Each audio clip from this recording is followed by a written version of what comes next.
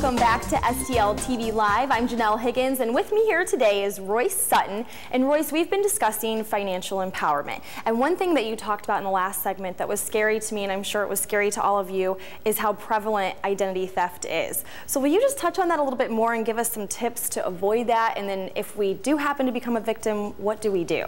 Well, identity theft is when someone steals your very personal information, social security number, bank account number, and they assume your personality.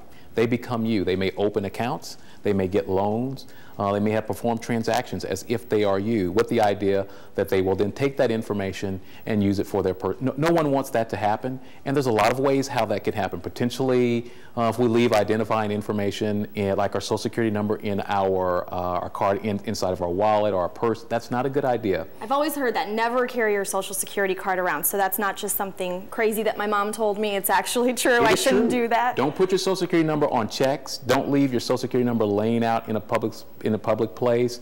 Oftentimes people are victimized with identity theft from family members and friends. And that's so sad to hear, and it's such an unsuspecting thing too, right? It is, and it can take many months to get things like that cleaned up. So what we encourage people to do, if you are a victim of identity theft, one, you need to file a police report.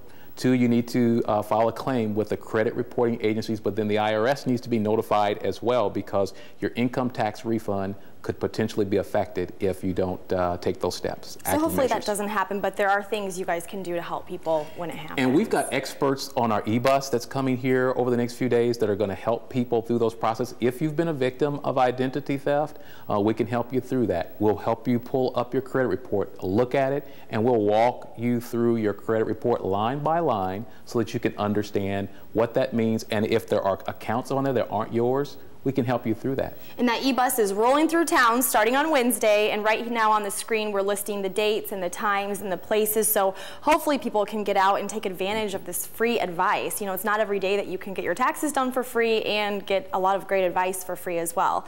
And so also another thing I want to make sure we touched on is a lot of families out there are struggling, and so you guys will give them advice on how to stretch a dollar, right? Many people think of bankers, we've got 16 locations here locally, and people may know us that way, but we also want them to know that we are bankers who are concerned about the community. So we've got the EBus going to these 6 different locations, traveling around the city, so that we can reach the community and help them to understand some of those things that may seem a little complex. We can also cover information that will help them to, maybe you want to buy your first car, your first home. We can help you do that on the EBus. We can help them get through information that may be a little complex. That's what we do. And so are you guys just going to park at these locations for that whole time, and anyone who comes, you'll make sure you see them, or do you guys have a cutoff for so many people, or how's it going to work? It's going to be a big party. No. Actually, it's for whoever comes, we will serve them. If that means we stay a little later one night or something, we'll do that as well. But the whole idea is we're giving a variety of times and a number of different days where people can take advantage of this free assistance that we're providing. And so why did Fifth Third Bank decide to do this? It's a really unique idea. I mean, why did you guys come up with it?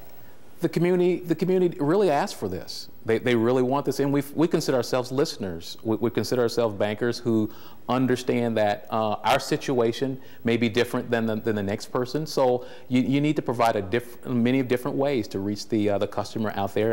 And when you're talking about identity theft, you're talking about finances, those things are so important for our families, and we want to make sure they're well taken care of. We're concerned. All right, well, we are so lucky to have you guys doing this out in our community, and thanks so much for coming here today and telling us all about it. Janelle, thank you for inviting me, and I have enjoyed the opportunity to talk about this. All right, well, great. Hopefully a lot of people will take advantage of it. When we return to STL TV Live, we'll tell you about a special Mardi Gras themed event that helps provide safe shelter and support services to battered women, so stay with us.